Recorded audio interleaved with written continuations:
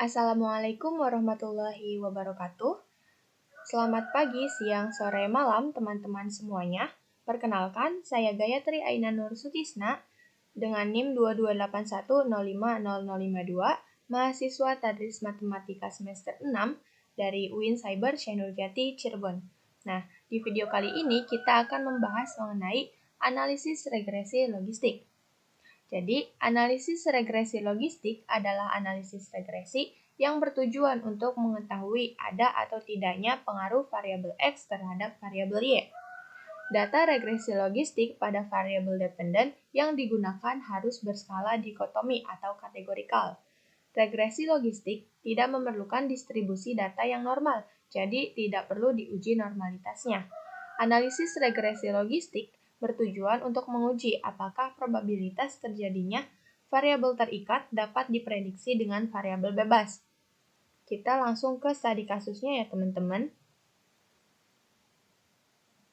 Nah, di sini ada seorang mahasiswa yang sedang melakukan penelitian pada sebuah perusahaan PT Indosat Uridu di kantor cabang Cirebon, Jawa Barat, yang digunakan untuk pemberian fasilitas internet di SMAN Kota 2 Cirebon. Mahasiswa tersebut mengambil judul penelitian, pengaruh pelayanan, kualitas produk, dan jaringan internet terhadap kepuasan pelanggan. Berikut data pada penelitian tersebut ya teman-teman, bisa dilihat. Di sini ada variabel X-nya ada 3, yaitu pelayanan, kualitas produk, dan jaringan internet.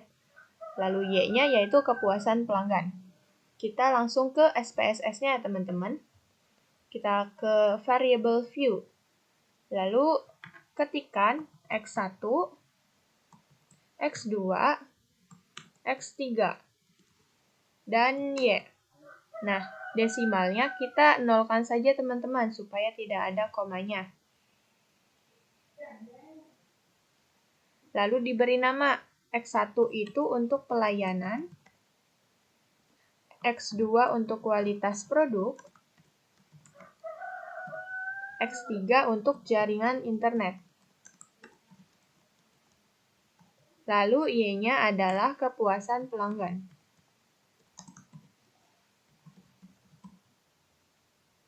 Nah, karena bentuk datanya adalah kategorikal, maka value dari Y kita beri kode ya teman-teman. 0 itu untuk tidak puas,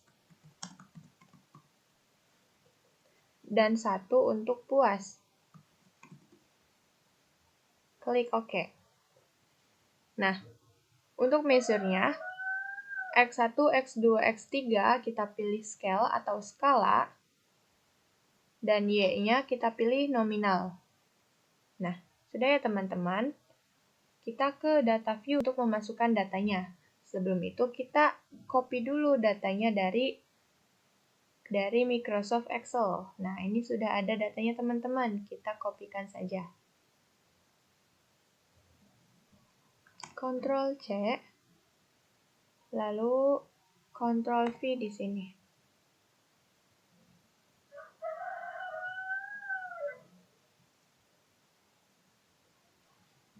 Nah, sudah ya teman-teman, datanya sudah kita masukkan. Selanjutnya tinggal kita analisis saja. Caranya, pilih Analyze, Regression, lalu pilih Binary Logistic. Nah, untuk variabel Y, kita masukkan ke kolom dependent. Dan X1, X2, X3-nya kita masukkan ke kolom covariate. Jangan oke dulu teman-teman, kita klik option dulu.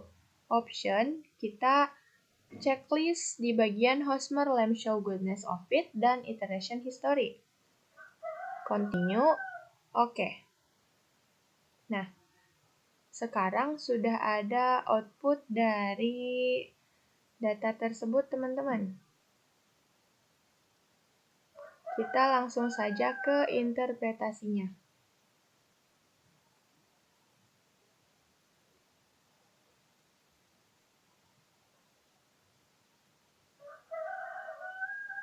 Nah, di sini saya sudah membuat interpretasinya, yaitu judulnya Pengaruh Pelayanan, Kualitas Produk, dan Jaringan Internet Terhadap Kepuasan Pelanggan. Hipotesisnya ada 3. Hipotesis pertama yaitu diduga pelayanan berpengaruh signifikan terhadap kepuasan pelanggan. Hipotesis kedua, diduga kualitas produk berpengaruh signifikan terhadap kepuasan pelanggan. Hipotesis yang ketiga, diduga jaringan internet berpengaruh signifikan terhadap kepuasan pelanggan.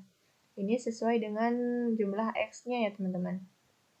Kita langsung saja ke tabel Case Processing Summary. Case Processing Summary. Nah, maksud dari tabel ini tuh adalah jumlah N-nya ada 55, jadi datanya itu ada 55 teman-teman.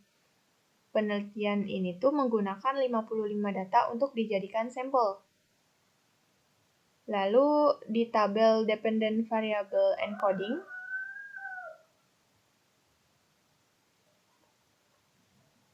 ini seperti yang sudah kita masukkan tadi ya teman-teman, yaitu kode-kode dari tidak puas dan puas, 0 untuk tidak puas dan 1 untuk puas.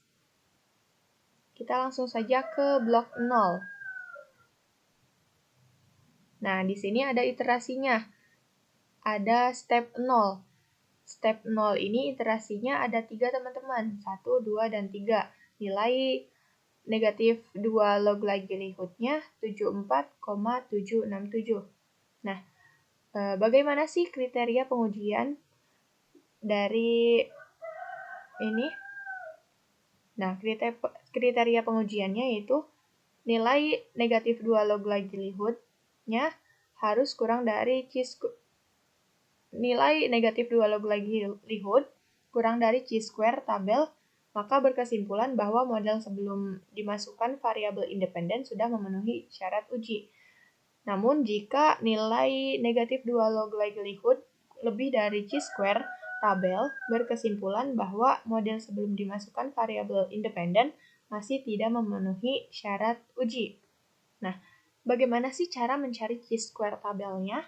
Cara mencari chi-square tabelnya dengan menggunakan rumus DF sama dengan N dikurangi 1.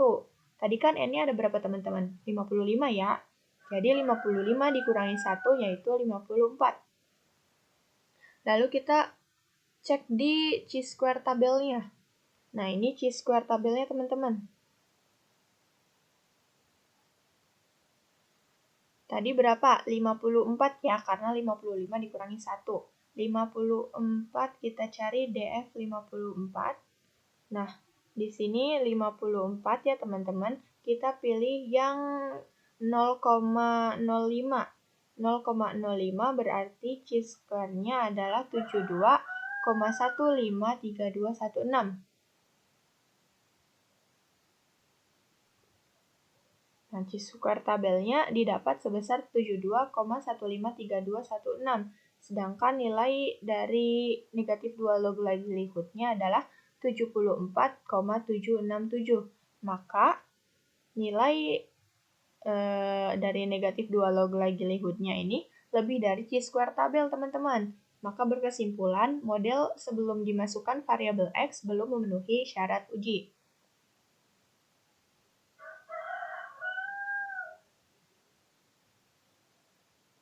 Lalu kita ke tabel variable in the question. Nah, interpretasinya yaitu maka sebelum variabel X dimasukkan dalam model, mendapatkan nilai beta sebesar 0,330 dengan ODDS rasio atau X betanya sebesar 1,391 dan nilai signifikansinya dari uji Wald-nya yaitu sebesar 0,227. Setelahnya yaitu blok 1, teman-teman. Blok 1 ini iteration step 1, iterasinya ada 5 teman-teman. Nilai dari negatif 2 log likelihood dari iterasi terakhir yaitu 58,310.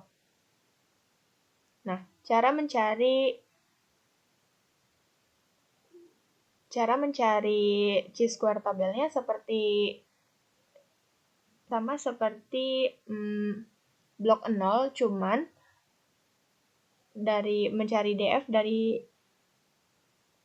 blok 1 ini, rumusnya yaitu DF sama dengan N dikurangi K dikurangi 1. K ini yaitu jumlah dari variabel X-nya teman-teman. Variabel X-nya kan ada 3 ya teman-teman, yaitu pelayanan, kualitas produk, dan jaringan internet. Jadi 55 dikurangi 3 dikurangi 1, hasilnya 51. Nah, kita cari teman-teman. 51 itu berarti nilai Chi-square tabelnya yaitu 68,669294. Nah, sedangkan nilai negatif 2 log lihoodnya adalah 58,310. Maka berkesimpulan nilai tersebut kurang dari Chi-square tabel. Jadi, model yang sesudah dimasukkan variabel X ini sudah memenuhi syarat uji. Lalu kita ke tabel Omnibus Test of Model Coefficient. Di sini ada step 1, interpretasinya, yaitu kriteria pengujiannya, nilai signifikansinya harus kurang dari 0,05. Jika nilai signifikansinya kurang dari 0,05, maka berkesimpulan berpengaruh secara simultan. Sedangkan di sini nilai signifikasinya yaitu 0,001, maka benar ya teman-teman, nilainya kurang dari 0,05. Maka berkesimpulan berpengaruh secara simultan atau bersama-sama terhadap variabel dependen. Selanjutnya, tabel model summary. Nah, step 1 ini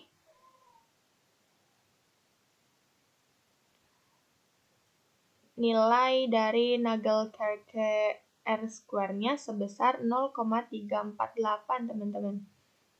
Maka berkesimpulan sumbangan berpengaruh variabel independen terhadap variabel dependen secara bersama-sama atau simultan, yaitu sebesar 34,8%.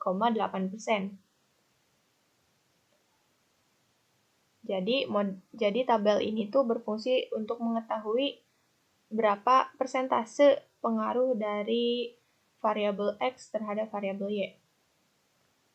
Lalu kita lanjut ke tabel Hosmer and Lemshaw test. Interpretasinya, kriterianya dikatakan baik jika nilai signifikansinya lebih dari 0,05. Nah, di sini nilai signifikansinya adalah 0,113, teman-teman. Jadi lebih besar dari 0,05, maka berkesimpulan tidak ada perbedaan yang signifikan antara variabel. Jadi, tabel Hosmer and Lemshaw ini untuk mengetahui ada tidaknya perbedaan antara variabel. Selanjutnya, tabel variable in the question.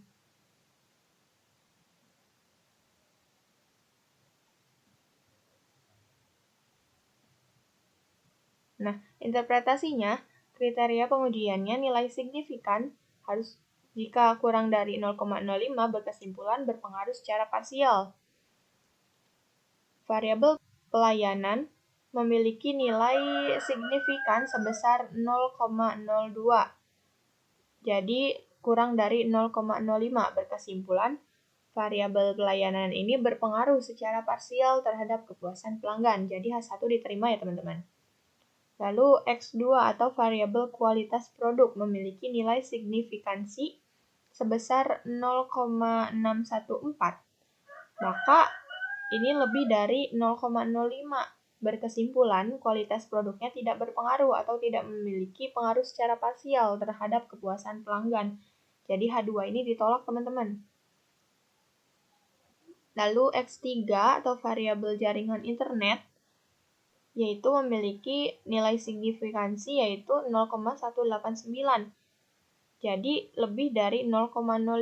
Berkesimpulan jaringan internet ini tidak berpengaruh atau tidak memiliki pengaruh secara parsial terhadap kepuasan pelanggan. Maka H3-nya ditolak teman-teman. Jadi tabel variable in the question ini untuk mengetahui untuk mengetahui variabel dependen ini berpengaruh secara parsial tidak terhadap Y-nya.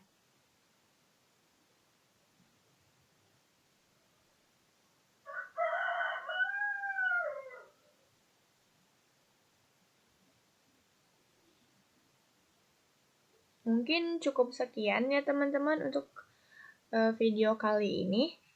Kurang dan lebihnya mohon maaf. Wassalamualaikum warahmatullahi wabarakatuh.